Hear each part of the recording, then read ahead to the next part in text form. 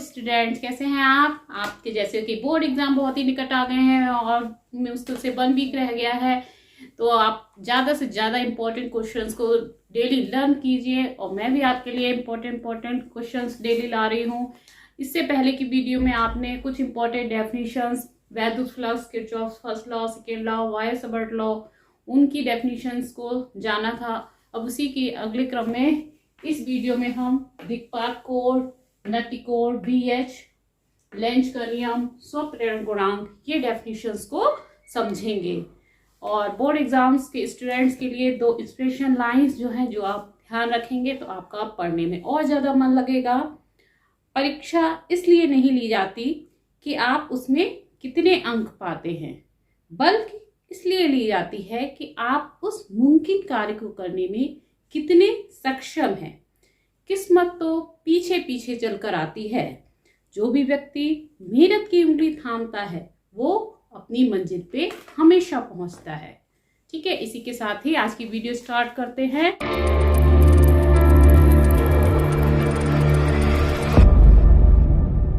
और सबसे पहले हम डेफिनेशन पढ़ेंगे दिक्पात कोण। दिक्पात कोण क्या होता है? दिक्पात कोण या एंगल ऑफ डिक्लिनेशन।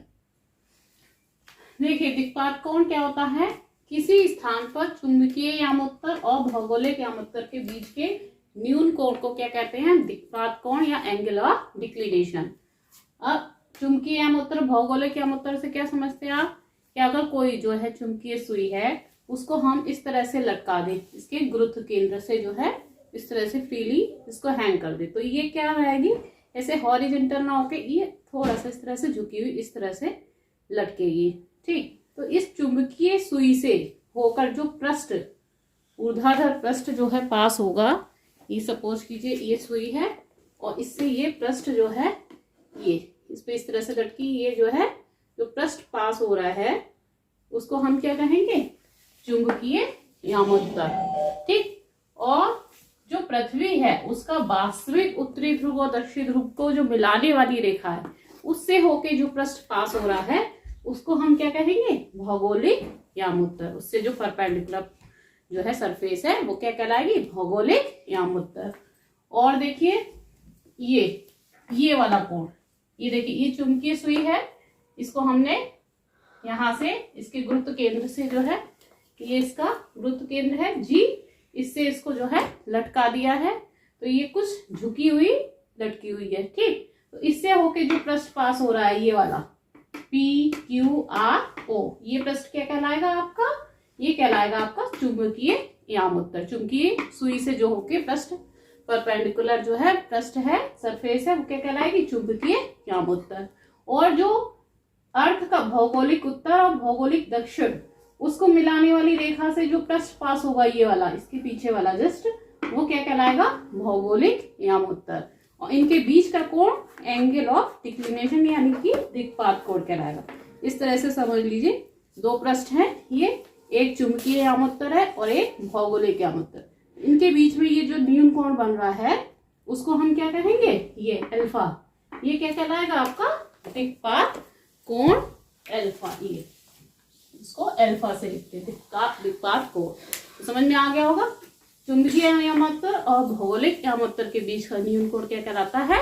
दिक्पात कोण। ये देखिए पृष्ठ, बहुत ध्यान से देखेंगे तो एकदम क्लियर हो जाएगा। ये वाला पृष्ठ है, ये चुंबकीय यामोत्तर है, उसके जस्ट पीछे ये वाला पृष्ठ है, वो भौगोलिक यामोत्तर है, और इनके बीच में ये कोण जो बन रहा है अल्फा, वो क्या है? दिक्पात कोण। सेकेंड, नति कोण क्या होता है?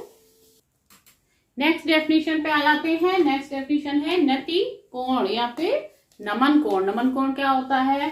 देखिए ये चुंबकीय सुई है, अगर हम इसको स्वतंत्रता पूर्वक ये देखिए लटकाया हुआ है तो क्या होगा? ये क्षैतिज में ना रह के क्षैतिज से थोड़ा सा झुक जाती है। ठीक, तो ये जो झुकाव होता है वही नमन कोण या नति कोण कहलाता है।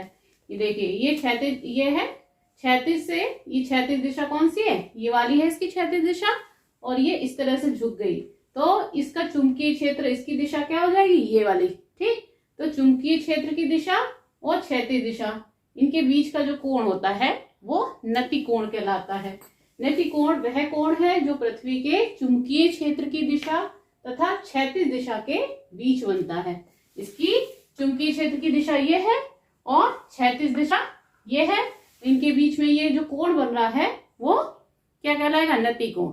या फिर हम कह सकते हैं कि हम चुंबकीय सुई को अगर स्वतंत्रता पूर्वक लटका दें इसके गुरुत्व से, तो ये क्षैतिज में ना रह के क्षैतिज से थोड़ा सा झुक जाती है। तो ये जो झुकाव होता है वो क्या कहलाता है? नतिकोण या नमन कोण। और अगर डेफिनेशन लिखनी है तो क्या लिखेंगे? नतिकोण वह कोण है जो पृथ्वी के चुंबकीय क्षेत्र की दिशा ये तथा क्षैतिज दिशा के बीच में बनता है। इसको थीटा से प्रदर्शित करते हैं। ये कभी कभी ये भी पूछ लेते हैं चुंबकीय ध्रुवों पे नतिकोण कितना होता है? 90 डिग्री होता है, जबकि चुंबकीय निरक्ष पे जो है नतिकोण वो 0 डिग्री होता है। नेक्स्ट देखिए, पृथ्वी के चुंबकीय क्षेत्र का क्षैतिज घटक BH क्या होता है? इसको भी जो है आपको पता होना चाहिए। ये चुंबकीय सुई हमने इस तरह से लटकाई है, तो ये चुंबकीय क्षेत्र की दिशा B ये है, तो इसको हम क्या करेंगे? 2 घटकों में वियोजित कर लेंगे, क्षैतिज घटक और ऊर्ध्वाधर घटक। तो ये हम कई बार बता चुके हैं, जिधर थीटा होता है उधर वो क्षैतिज घटक है।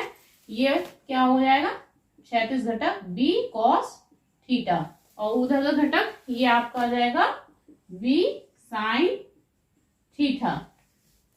We can write it as VH is equal to B cos theta क्षैतिज घटक चुंबकीय क्षेत्र का, और ऊर्ध्वाधर घटक VV is equal to V sin theta. Equation 1 and equation 2 dividing equation 2 by 1 we get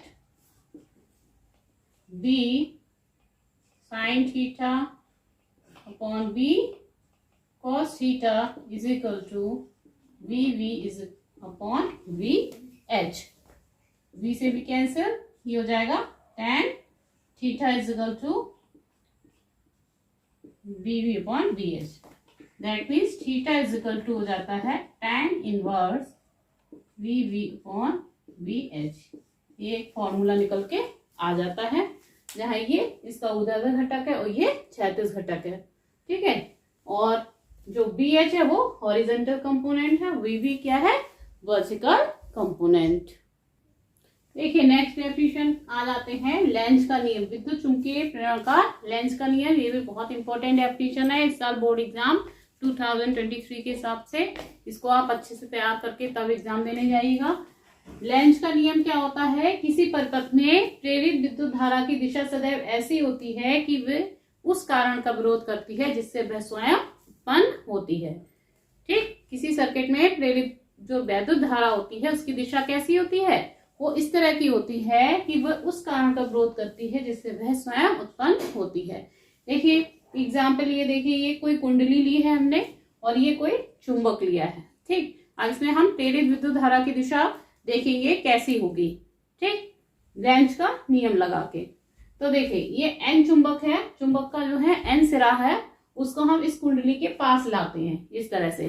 ठीक, तो क्या कह रहा है वो? हमेशा इस डायरेक्शन में प्रेरित विद्युत धारा प्रवाहित होगी कि उस कारण का विरोध करे जिससे वह स्वयं उत्पन्न होती है। तो उस कारण का विरोध कैसे करेगी? जब इसमें यहाँ पर N बन जाएगा, जब N को N के पास लाएंगे तो वो उसको क्या करेगी? रिपेल करेगी। ठीक, तो जब हम चुंबक का N सिरा किसी कुंडली के पास लाते हैं तो कुंडली में क्या बन जाता है? N बन जाता है, जिससे कि ये इस चुंबक की गति का विरोध करे। तो इसमें डायरेक्शन देखिए, N बनाएंगे ऐसे, देखिए ये N। ठीक, यानी कि दिशा कैसी हो जाएगी? इस तरह से प्रेरित विद्युत धारा की दिशा ये इस तरह से प्रवाहित होगी। ये बहुत क्वेश्चन जो है पूछ लेते हैं कि जो है ये सर्किट दिया हुआ है तो इसमें करंट की डायरेक्शन क्या होगी। तो जब N को हम पास लाएंगे तो यहाँ पर क्या बन जाएगा? कुंडली में N बन जाएगा, जिससे कि वो उस कारण का विरोध करे, उसको रिपेल करे। ठीक, इसके पास ला रहे हैं। अगर हम इससे दूर ले जा रहे होते तो क्या बनता है यहाँ पर? तो S बनता, जिससे कि वो चुंबक दूर ना जाके पास में आए। जब पास आ रहा है तो उसको वो दूर कर रहा है। ठीक, अगर N को दूर ले जाएंगे तो क्या बन जाएगा? यहाँ S बनेगा। ठीक, ये देखिए दूसरा, ये देखिए इस पे एक कुंडली है और ये चुंबक है। तो यहाँ पे देखिए S सिरे को हम पास में ला रहे हैं कुंडली के, तो इसमें डायरेक्शन धारा की कैसे निकलेगी, इसमें यहाँ जब एस को हम पास ला रहे हैं तो यहाँ भी क्या बनेगा, एस बनेगा, और एस बनेगा तो डायरेक्शन करंट की ये इस तरह से हो जाएगी। ये देखिए ये एस बना तो करंट की डायरेक्शन ऐसे, इस तरह से इस कुंडली में जो है विद्युत धारा प्रवाहित होगी। ठीक है, तो जो है क्लियर हो गया। लेंज का नियम, किसी परिपथ में प्रेरित विद्युत धारा की दिशा सदैव ऐसी होती है कि वह उस कारण का विरोध करती है जिससे वह स्वयं उत्पन्न होती है। तो इस तरह से ये करंट की डायरेक्शन निकालनी आपको आ गई ना। ठीक।